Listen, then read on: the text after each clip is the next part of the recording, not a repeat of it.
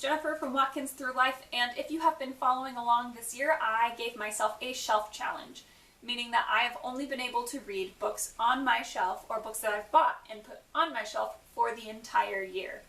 In this video, I'm going to share with you how that challenge went, my stats for the year, and 7 words or less book reviews for all of the chapter books that I read.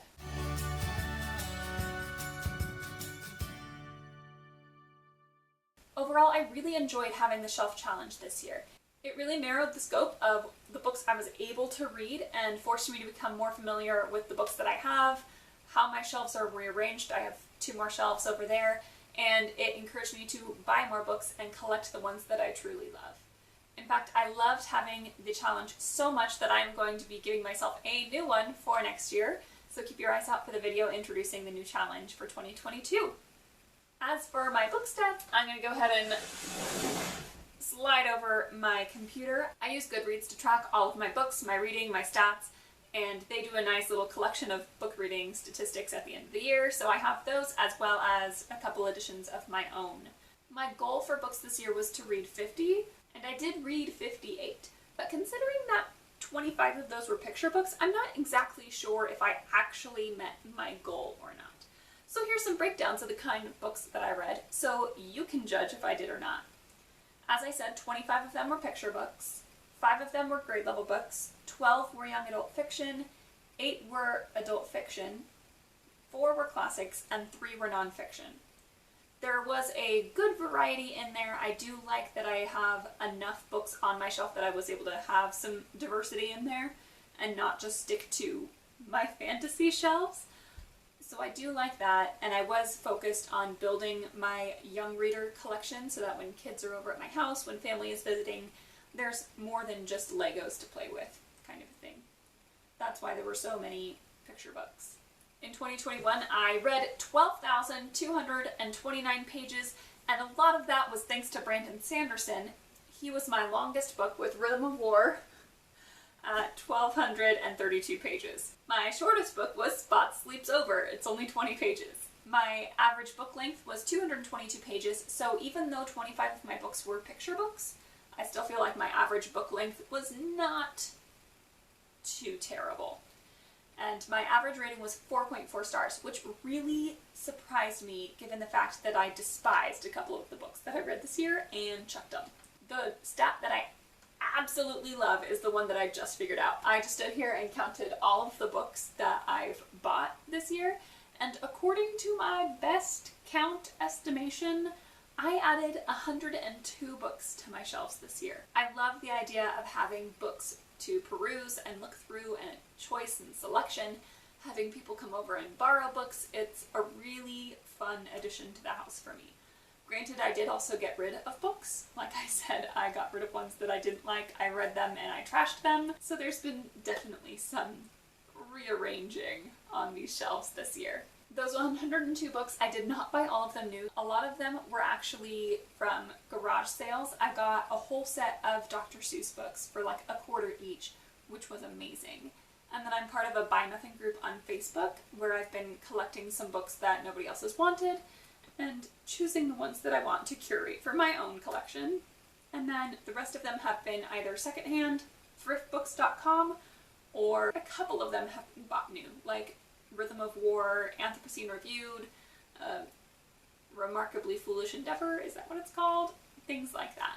Everything else has been thrifted.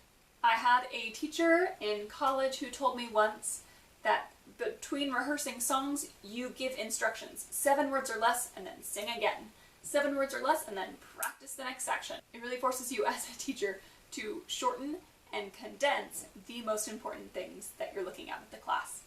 So book reviews, 7 words or less, thank you Dr. Holder. Magpie Murders, murder book solved by a murder book.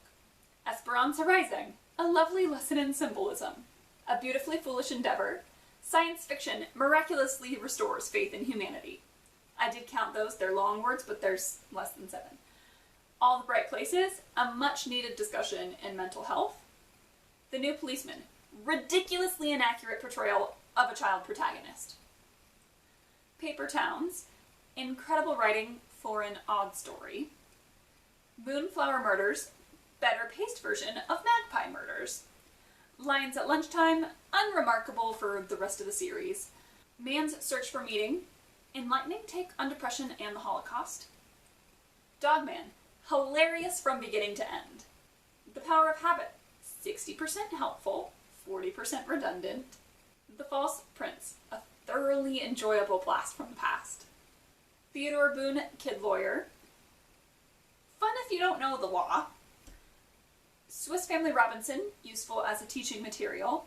The Family Romanoff, delightful descriptions and patchwork of viewpoints. The Great Alone, destroying the protagonist in every way. Divergent, good if you pretend that there's no third. Book of 1,000 Days, a rarely well-executed journal POV trope. I cheated there. POV is technically point of view, which is 3 words, but I shortened it. It's fine. The Scarlet Letter, well written, except the introduction. A Separate Piece, this guy is terrible. The Absent Author, a fun mystery series for kids. Rhythm of War, a masterpiece in lore and mental health. Left Behind, I have to read this one because it's a little intense. Cliché, misogynistic, and shallow, repetitive inner dialogue. I have to squeeze a lot in there. Gulliver's Travels, seriously written and seriously creative. The Princess Bride, the funniest book ever written, 100%. The Bookshop on the Shore, I cheated with this one. I got it from the library. It is my only cheat of the year. And my review is Modern Jane Eyre. Fablehaven 1, simple introduction to world building for kids. Harry Potter 1, tearfully sentimental. Harry Potter 2, still masterful. Harry Potter 3, lovely characters, a little slow. Harry Potter 4, teenagers are idiots and Harry's life sucks. And there are 5 books, I know, I'm crazy. There are 5 books that I haven't finished reading, but that I've started. I know that some people like to read one book at a time, but I really enjoy reading more than one at a time, especially when they're different genres, because then in different situations, I have a different book to read. There's also the book that my husband and I have been reading together, and so whenever we have time, we just take turns reading a chapter to each other. So those 5 are Harry Potter 5, still my favorite, Fablehaven 2, Why is Seth Still Stupid?, Anthropocene Reviewed, Clever and Witty Discourse on Humanity, When Panic Attacks, useful if you have a therapist, and Shakespeare's Sonnets. Some beautiful, some way too enigmatic. And there you have it. That is my 2021 shelf challenge, completely finished on the very last day imaginable. It's actually New Year's Eve when I am filming this. Hopefully it'll get edited and up for you in time. It has been really fun to record these videos, put them on YouTube, not as a way to reach a large audience, but as a way to keep myself accountable and to track these challenges for years to come, especially since I used the shelf challenge in all areas of my house as well, getting that updated. It's going to be a really fun way to look back on the years in the future. For any of you who did watch these videos, thank you for joining me on this journey. I hope you consider trying the shelf challenge, and if you have any recommendations on challenges I should do in the future, please let me know in the comments. Happy New Year and so long 2021!